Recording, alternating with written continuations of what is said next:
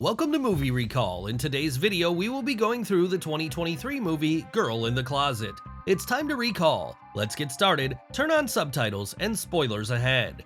The movie begins in a dark house, where we see a young girl sneaking past a sleeping man, apparently to run away. However, he wakes up just as she is about to open the door and tackles her. He screams at her, hitting her and dragging her to another door. The young girl screams and begs him to let her go, that she doesn't want to go back in, but deaf to her pleas, he pushes her back, sending her rolling down the stairs into the basement. The scene then changes to a birthday party. Patricia is hosting a grand party for her daughter Cameron's 10th birthday. While she goes around checking in with guests, one of her cousins, Renee, asks Patricia about her headaches, but Patricia responds that she doesn't have time to go to the doctor. Meanwhile, Patricia's phone rings, and attending the call from her sister, Mia, Patricia immediately goes into a bad mood. She demands who told Mia about the party, and Renee says that it was her. She doesn't understand why everyone hates Mia so much, but Patricia is furious. We see Mia and her daughter entering the premises, holding gifts, but Patricia tells them to go back. When Cameron approaches, Mia hands her some money, but Patricia tells her to return it. Cameron leaves and Mia pleads with Patricia to let her in because she loves her niece and Patricia both.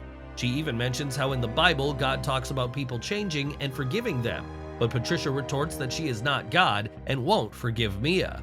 That night, Cameron is upset about not getting to have kept the gifts brought by Mia, but Patricia tells her that while money is important for food and other things, some people obtain money through bad means by hurting people, and that money is bad.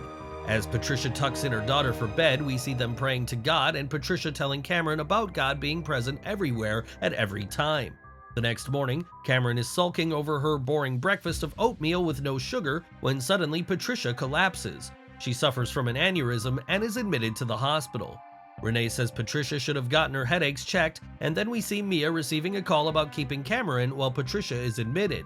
A young girl is working behind her who breaks something, and Mia and her husband promptly punish her by burning her arm over the stove. We then cut to a man named Josh who is overworked and asks a colleague of his, Gail, to handle some of his casework. Gail asks him if he checked out Mia Smith's record, and he says he did, and it's all clear. Mia and Cameron go to visit Patricia in the hospital, where we find out that Patricia has been unconscious for about 3 weeks now. Mia tells Patricia that she doesn't need to worry about Cameron and asks her to let Cam stay with her. Patricia agrees, seeing that she doesn't have much choice and believing that her sister has changed. Mia takes Cameron to her home, where we meet her husband Chris and their daughter. Chris gifts her a doll and everything seems well and good until Mia asks Nancy, his servant girl, to show Cameron to her room. Nancy leads Cameron to the basement, but Cameron complains about the dark. Suddenly, Chris grabs her and forces her downstairs while Cameron screams and shouts. After he locks her and Nancy in the basement, Nancy tells the screaming Cameron that it is no use. They won't listen. Nancy is nice to the frightened kid and introduces her to the rest of the residents of Mia's basement, Joanne and Harlan. They are also weak and sickly, looking like Nancy, and Cameron stare at them in fear. Nancy assures her that they are harmless. She shows Cameron where she'll be sleeping and shows her the bucket they all use for their toilet. Harlan warns Cameron not to drink the Kool-Aid they give them as it makes you sleepy. Nancy then warns Cameron not to go behind the curtain at any cost. Time passes, and Cameron continues her new existence as her Aunt Mia's prisoner. It is now a year later, and Patricia approaches a woman named Gail, who had been in charge of Cameron's case when she had been put into Mia's care. Cameron has now been missing for a year, and Gail asks Patricia why they are coming to her so late. Gail gets alarmed when she hears Patricia say that she thought Mia had changed after she got out of jail, but she assures Patricia that she'll do everything she can to find Cameron. Gail then does a check-in on Mia and rages at Josh, who had been irresponsible, and now a girl's life is in danger. She tells him to go check out the situation. Josh heads over to Mia's house, where Angela has just handed over some checks. They basically hold people and use their disability checks for their own personal benefit. With Cameron, they are receiving her custody check, and that is why they are holding her. Josh arrives and Mia tells him that Cameron is at an after-school program and that he should come back tomorrow. The next day, Josh arrives at an empty house. A neighbor tells him that the family packed up their SUV and left in the night, and that there were about 10 people. Josh and Gail visit Patricia and update her on the situation, and she breaks down crying. We then jump to 5 years later. Mia, Angela, and Chris have moved to Tennessee, and funds are getting low. Angela is upset at their living conditions and tells Mia that things were fine until they brought Cameron into the situation. She then asks her mother what is the point of making Nancy and Joanne have babies when they're not going to benefit from them. She says they should get the kids checked for disabilities and get some money off of them, or maybe sell them. Mia tells her that she will take care of things. Mia finds a gay woman online and meets up at a bar with her. Through the pretense of getting to know her better, Mia finds out that Diana is a nurse, and ever since the war, she's been cut off from her family as she did not want to be a burden on them. She says her disability checks keep her going.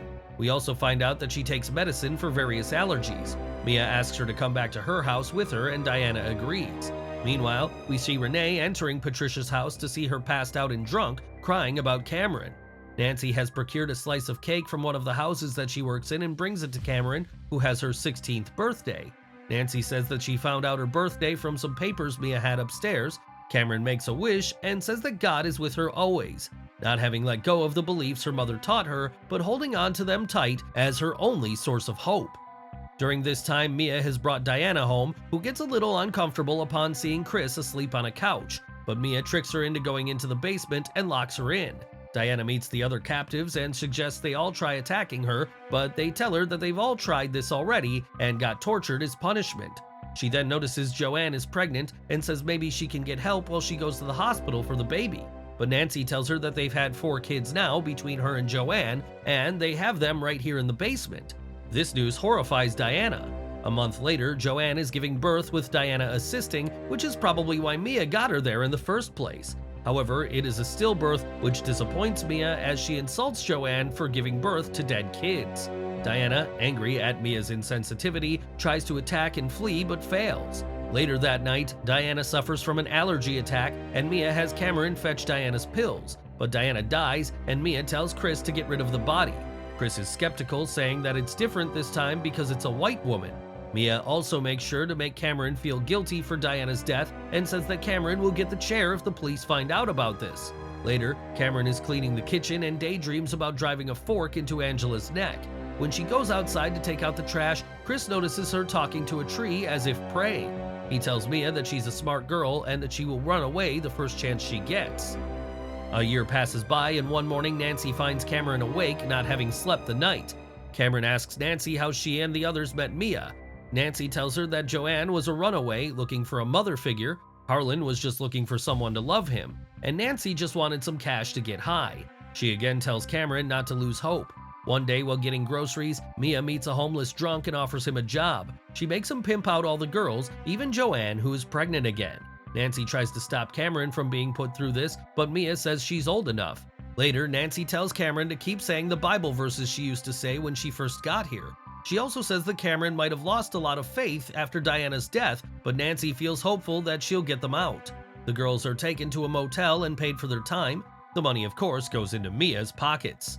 But one of Nancy's clients turns out to be a decent guy, and when he opens the drawer to get some candy out for her, she spots a police badge. A month later, Joanne goes into labor and gives birth to a healthy baby girl. Mia doesn't even let the mother hold the child before taking her upstairs with her. Angela, meanwhile, is getting frustrated and again says that they should head back to Atlanta. It's been long enough and nobody must be looking for Cameron anymore. Mia tells her that she isn't going anywhere, but if Angela wants to leave, she can. She tells her to take Joanne and Nancy's kids as well. Joanne overhears this and is distraught. One day, Cameron gets permission from Chris to look after the baby in the basement and takes her downstairs. Joanne is ecstatic to hold her baby and says that her name isn't Baby Mia, as Mia had said, but she names it Marie after her own mother. They each talk about their mothers and Cameron calls Nancy her second mother. Nancy, meanwhile, plucks up the courage to talk to the police officer, who tells her he'll help her. But instead, he takes her back to Mia's house with Nancy kicking and screaming. He confronts Mia, saying that they said their system was tight. Nancy is badly beaten up with Cameron and the others watching, and then locked in the attic without food or water. Cameron one day drugs Pastor with the powder she finds in the kitchen drawer and takes something for Nancy to eat or drink. Sometime later, Pastor convinces Mia to let Nancy get back to work as the police officer and the others are asking for her. But when Cameron goes to fetch Nancy, she finds her dead. Pastor almost gets cold feet, but Mia tells him that he promised her he won't ask how high to jump when she tells him to jump, and he decides to stay. Mia decides it's too dangerous for them to stay, especially since the police officer is involved, and they decide to run to Atlanta. They crash at Angela's place where the basement is really small. When Cameron points this out, Angela takes her upstairs to lock her in a closet. When Cameron demands, crying, why they're doing this, Mia says it's because in this world you either take from people or get taken from. She did a lot to help her family when her mother died, but no one gave her credit, so she decided to survive in her own way. She says that Cameron is weak and she's doing all this so that she can become strong like her. Cameron is amazed to hear this and replies that she will never be like her.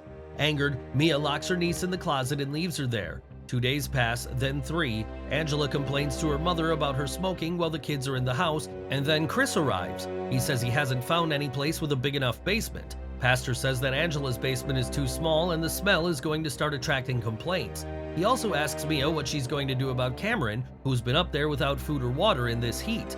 On the 4th day, we see Cameron praying and hallucinating Nancy. Chris brings her some water and biscuits. The next day, Angela pays her landlord, who asks her if she's keeping any pets because the neighbors have noticed some strange smells. Angela charmingly tells him that she doesn't have any pets, and he leaves. On his way to the car, he hears something from the basement and decides to break the lock. Inside, the smell is overwhelming, and he thinks that there must be a dog in there and begins calling it. He is shocked to see Joanne and Harlan step into the light and immediately calls 911. That night, the police raids Angela's house and everyone is arrested. The police find Cameron locked in the closet upstairs and coax her out of there, telling her that they won't harm her. They ask her what her name is, and Cameron asks for her mother. Sitting in the ambulance, Cameron prays, thanking God by praying in gratitude. Patricia has been called to the scene and finds her daughter praying. Mother and daughter are finally reunited after almost a decade, and Mia watches them in anger. We then jump to 5 years later. Mia has petitioned for an early parole and states her case. She says that she had a hard life growing up and learned to survive. She accepts that she has done wrong and regrets her actions that hurt other people. The board thanks her and asks if anyone would like to say anything. Cameron, who had been sitting with her mother, stands up. She directs her words to Mia, saying that she once told her that she held the family up when Cameron's grandmother died, but Cameron says that Mia doesn't know the meaning of family. Family is supposed to love and care for each other, not hurt, rape, torture, and hold each other captive. Not force you to have sex with strangers for money. Cameron calls her evil and says that she does not deserve to be free. The movie ends with a text saying the perpetrators who inspired this story were given lengthy prison sentences and that this movie is dedicated to all the people who had to suffer through similar tragedies. Thanks for watching. Please like, subscribe, and click the bell icon to get new movie recaps.